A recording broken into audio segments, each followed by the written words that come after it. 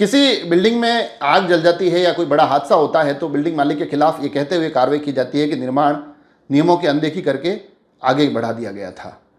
कई बार किसी फैक्ट्री या किसी माइंस में कोई हादसा हो जाता है तब वहाँ पर यह कहा जाता है कि देखिए बड़ी चीज़ें अवैध तरीके से चल रही थी, यहाँ पर कई नियमों की धज्जा उड़ा दी गई थी, और इसको कहते हुए उन संचालकों के खिलाफ कार्रवाई की जाती है। कई बार स्कूलों में कुछ हादसे हो जाते हैं, हॉस्पिटल में कुछ हादसे हो जाते हैं, तब भी यही बातें दोहराते हुए उन संचालकों के खिलाफ कार्रवाई की जाती है कि देखिए इनको परमिशन नहीं थी, यहाँ पर सुरक्षा के मानक सही नहीं थे।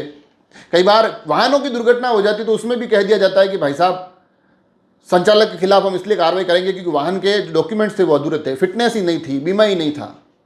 ये सभी चीज़ें दुर्घटनाओं के बाद में सामने आती है तो यहाँ से फिर दो सवाल निकलते हैं। पहला सवाल, ये तमाम कार्रवाइयाँ होनी चाहिए, जिसने नियमों की धज्जा उड़ाई उसके खिलाफ होनी चाहिए, मगर इनको नियमों की धज्जा उड़ाने की अनुमति किसने दी?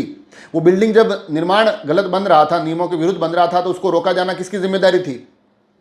उन जिम्मेदारों ने अगर वो काम सही नहीं किया है तो क्या उनके खिलाफ कार्रवाई नहीं होनी चाहिए? उन्हें अरेस्ट नहीं किया जाना चाहिए? जब कोई फैक्ट्री बनती है, जब कोई अवैध अतिक्रमण होते हैं, जब अवैध निर्माण होते हैं, लोग एड़िया रगड़ रगड़ के उनकी शिकायतें करते हैं, कोई कार्रवाई नहीं होती है। तो जब वो कार्रवाई नहीं होती है तो इन कार्रवाई नहीं करने वालों के खिलाफ कार्रवाई नहीं होनी चाहिए। जब कई स्कूल या हॉस्पिटल इस प्रकार से निर्माण होते हैं जिसमें कि नियमों की धज्जा उड़ती है, उन नियमों की पालना करवाने लोगों को जानकारी होते हुए भी कोई कठोर कदम नहीं उठाते हैं, और फिर जब हादसे होते हैं तब ये लिपापोती की कोशिश शुरू होती है, तो फिर क्या ऐसे अधिकारियों और जिम्मेदारों के खिलाफ कार्रवाई नहीं होनी चाहिए? अगर अगर पैटर्न कार्रवाई का होना है तो फिर तो जितने बिल्डिंग बनाने वाले दोषी है उतना उस बिल्डिंग के बनते वक्त आंखें बंद करके बैठे हुए अधिकारी भी दोषी है। दूसरा सवाल यह कि ये जो तमाम चीजें होती है ये हादसों के बाद ही क्यों सामने आती है? क्या ये तमाम जिम्मेदार अधिकारियों की, कर्मचारियों की जिम्मेदारी नहीं है कि वो निर्माण के बाद भी जाकर ये सुनिश्चित करे कि सुरक्षा के सभी मानक वहां सही है, सभी सुरक्षित स्थितियां परिस्थितियां वहां पर बनाई हुई है? अगर उन्होंने सही समय पर जाकर चेक कर लिया होता तो कई युवा, कई लोग अपनी जान नहीं गंवाते हैं। तो उनके जो दोषी हैं वो ये अधिकारी और कर्मचारी भी हैं, क्या इनके खिलाफ कार्रवाई नहीं होनी चाहिए?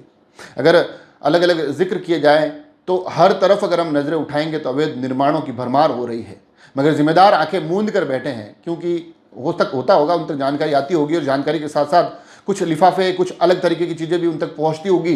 तो ऐसे में फिर कौन करे? कार्रवाई वाला एक बिल्कुल पैटर्न अपनाया जाता है और आंखें मूंद ली जाती है, मगर वो आंखें जो उस वक्त वो बंद करके बैठते हैं, वो जो लालच और स्वार्थ आगे आने वाले समय में कई लोगों पर भारी पड़ता है।